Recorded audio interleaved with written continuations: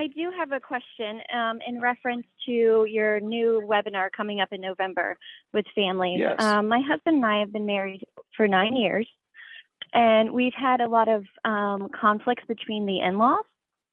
And Between the my in-laws? husband is yes, well, his parents and me and my daughter. But my real question how's your to daughter? you is, how's your daughter? She's 13. And you've been married 9 years, so this is his stepdaughter. Yes, sir. Did I get that right? 9? Wasn't it 9? Yes, sir. That's correct. Okay. All right. But so his parents is, don't like you or your daughter? No, they don't approve of us because we're not like blood, and she's still best friends with my husband's ex, who they have a daughter with. It's just a love triangle.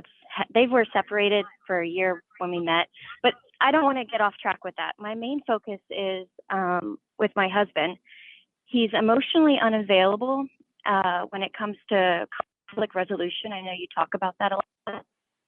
Yeah.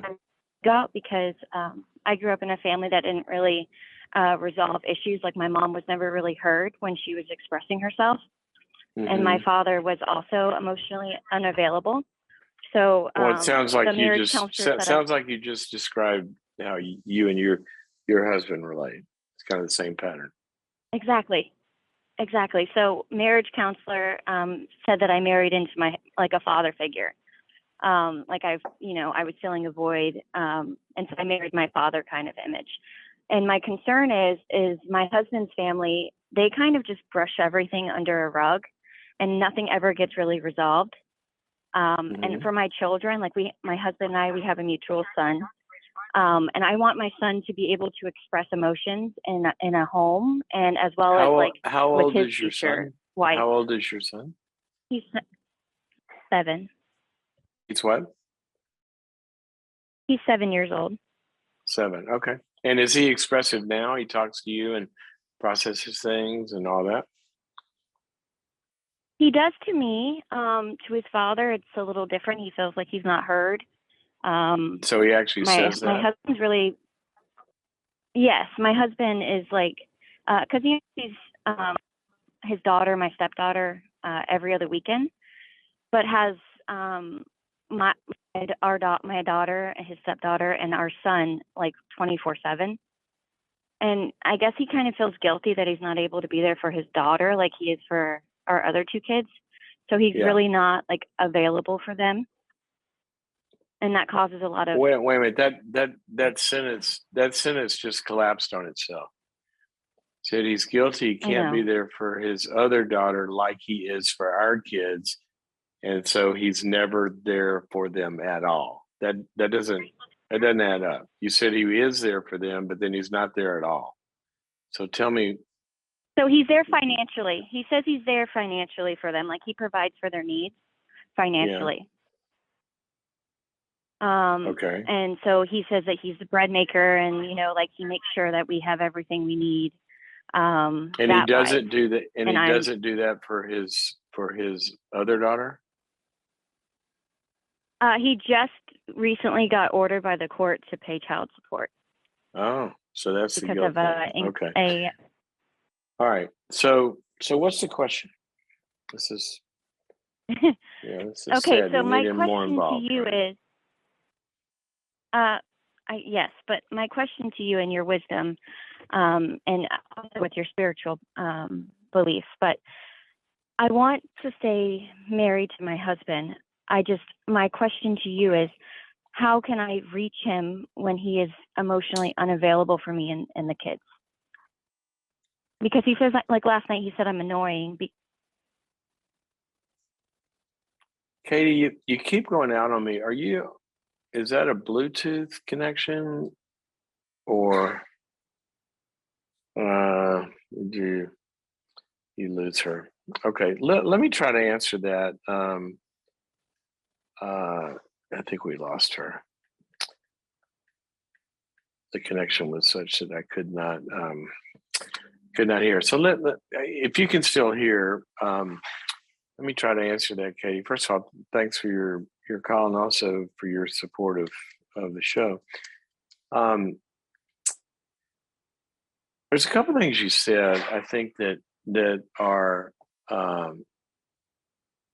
let's call them good signs. In that, one of the things that you have described about your husband is that he is an affiliator, right? He's connected to his parents. He's kind of in this in-law triangle now. They're doing some things that, as you described them, are not healthy at all in terms of your marriage and all that. But he is an affiliator.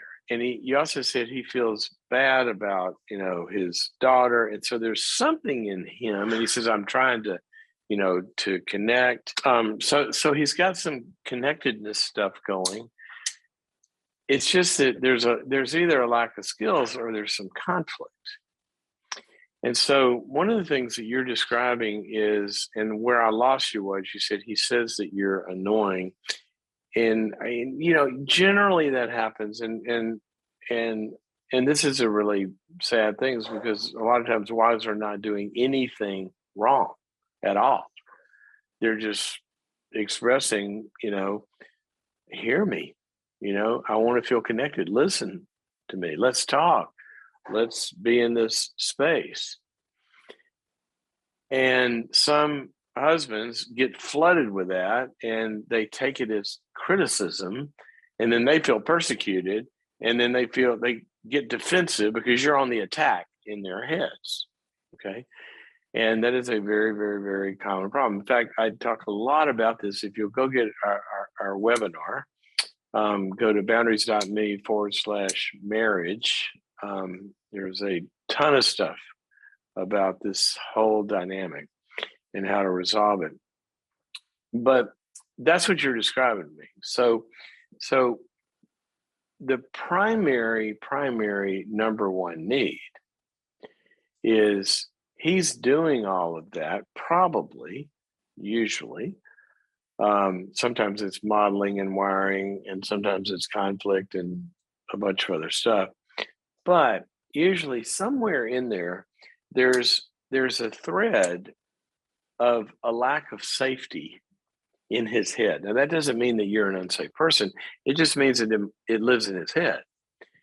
And so I think what you've got to make as number one priority is, what is a way in which we can provide the most safety for him to be able to enter into the space we want him to enter into? Now, some of you are going to write me an email and say, well, why should it be her responsibility to provide safety for him because he's the problem? Exactly. And this is what I want everybody to hear. I was talking about this one day at an event, and this guy walks up to me afterwards and says, I'm the lead hostage negotiator for the FBI. So when a guy has a bomb strapped to him in a bank with 20 hostages, I'm the guy that goes in to try to get him to let him out and come down off take his hand off the button and all that. He said, everything you described is exactly our whole program. Now, you could go to the hostage or to the guy holding people hostage and say, you're in the wrong. You shouldn't be doing this. You should be. But that's not how you solve the problem. And what's difficult a lot of times is, this is what I mean about, I get angry emails about this, is that the one that's the most mature has the most capacity and resources and generally can drive the process, right? So when I say you've got to figure out what's the way to provide the most safety for him, that doesn't mean in any way that you're the one at fault. It just means that you're the one that sees the problem, and you have to build a bridge that hopefully he can walk over. So having said that, I would be asking myself, how can I reach him? If we come in to somebody initially with criticism, and I don't mean bad criticism, I just mean a complaint, that I need more of something or whatever. That doesn't usually get there, as you have found. What does get there is trying to understand and listen deeply to where they're coming from. So that's in terms of your talking to them. Now, there are other ways to provide safety as well, right? Which is to find a safe place. And we'll get into those. But I would go to him, especially you said last night, he says you're annoying. I would go and say, you know what? Maybe I need to communicate something that I haven't communicated. I love you. And I am really wanting us to have really good stuff here. I'm not against you. I'm on your team. What I need, I need to understand what's, the things that I ask for, like, I want us to talk or this and the other. I need to understand more what that's like for you. I need to understand more why that's hard. Can you tell me? And then when they start to talk about it, say, well, that would be hard if you feel attacked. God, that would be hard if it feels like criticism. I don't want that. And then you contrast what they're saying, it feels like, which is usually in their own head, right? Not always, but usually a lot of times. And then you contrast that with, that's the last thing I want. And then you advocate for what actually they're telling you. I don't want to feel criticized. God, I don't want that for you either. And now we're starting to get on the same page, aren't we? Because we want the same things.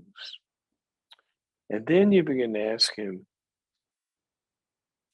what's a way that we could help Joey, like, feel like he has your attention, that it feels good to you? Or what's a way that I could talk about what I need from you and you talk about that feels good to you? And you start to problem solve. Now that's kind of A. Sometimes that doesn't work. Okay. There's too much conflict, there's too much toxicity, there's too much woundedness, there's incapacities or lack of capacity. What's going on there? But the issue is still the same. We're looking for safety. So where do you find safety? Well, sometimes it's not in the dyad. Dyad means two, right? The two of you. Sometimes it has to go to a triad. You need another person in the room because they're sort of like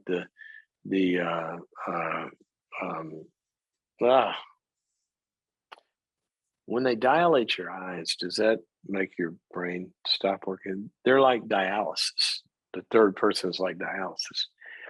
In that, the message comes out of this person, it goes through the counselor or the wise person, and it takes the toxicities out of it so the other person can hear it. So that's what a facilitator does. It kind of de-escalates stuff. So I would ask, what would be the safest place that the two of you could find that would help you get closer together? Usually that's a good counselor. Thirdly, he might have a lack of safety, as you mentioned, because he's never seen this done before. I love it when couples get into a good couples group, because many times what happens there that's so great is men get to see other men doing what they've never seen before. They didn't see their fathers talk about life. They didn't see their fathers listen. They didn't see their fathers not get angry. They didn't see their fathers, care. And now they're sitting there and they're seeing other men that are a few steps further down the road listen to their wives or say, I really struggle with this. That creates safety.